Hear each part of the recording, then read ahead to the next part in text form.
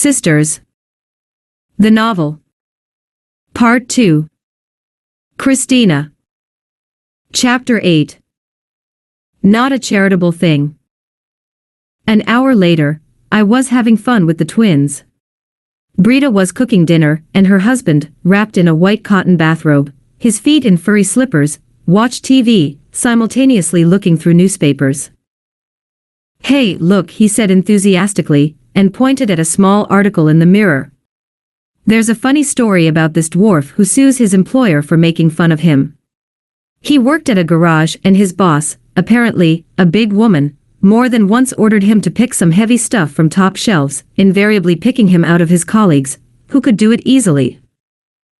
"What's funny about it?" said Brita. "Poor guy. I hope the court takes his side and punishes her for bullying." "I'm sure he'll win the case, Brett.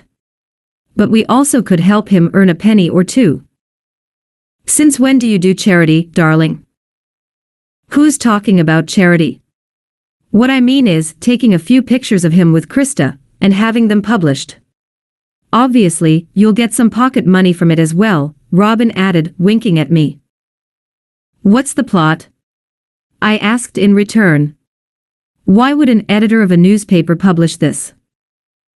"Not an editor, the editor," he corrected. "My editor. Just imagine, this guy is 4 feet and 4 inches tall. Your legs alone are longer than that. Wouldn't it be a sensational comparison? And we could think of some really nice scenes, with appropriate environment and..." "What's 4 in centimeters?" "It's 1 meter and 30. It's like my inseam." I realized. "How dare they sneer at him," rebelled Brita from the kitchen. "Can you imagine how hard his life already is?" I stood up and tried to estimate where his head would be against my body. "Mid-thigh." "It's something like this, isn't it?" I asked Robin. "I think so," he smiled. "But we'll get a better picture when, if we meet him in the flesh." Mirror contributed the piece to Reuters. Good. I have a couple of good old pals at Reuters, so if you agree with the idea in principle, we could try and find the guy's contacts. I don't think it'll be too difficult. Like the story? Then you're in for a treat. Dive into more old gems and fresh madness, including the sharp, cheeky, and delightfully absurd Turkish Hotel. Read them all, or just peek, on my Patreon. Totally free. Just scan the QR code and come say hi. I don't know, maybe it's better to meet him first and decide later. Of course, no obligations thus far. I'll call one of the Reuters guys first thing tomorrow morning. And he did. Around noon, he called me and said that he'd traced the little fellow. His name was Paul Britt, he's 22 years old. Robin had already arranged the meeting at a pub, at 4 o'clock that afternoon. "But listen," he added, "I can't be there, my boss has just set me to do some crap, so you've got to finalize the deal all by yourself.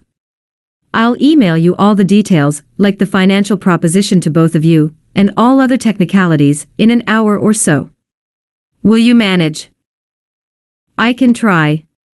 But remember, I don't promise anything." "You don't have to, just be there. I'll call you after 4 and you'll pass the phone to him, and I'll answer his questions, surely, there will be some. Is it okay? And of course, you'll be free to cancel the whole thing at any time before the papers are signed." "How will I recognize him?" "A brilliant joke, Kristina. But just in case it's crowded there, you'll find him on your left from the bar, beneath the big TV screen. Good luck. Go away." I decided not to be late this time. It wasn't a date, after all, and I needn't experiment with the boys' jitter. I'd already had my morning shower and breakfast, so it took me only 40 minutes to get ready. I dressed in my casual stuff, a t-shirt and jeans. The only setback was that my old blue jeans were evidently just a bit too old, the left trouser leg simply gave up at the knee, as I was pulling it up my leg. My grief didn't last long, though.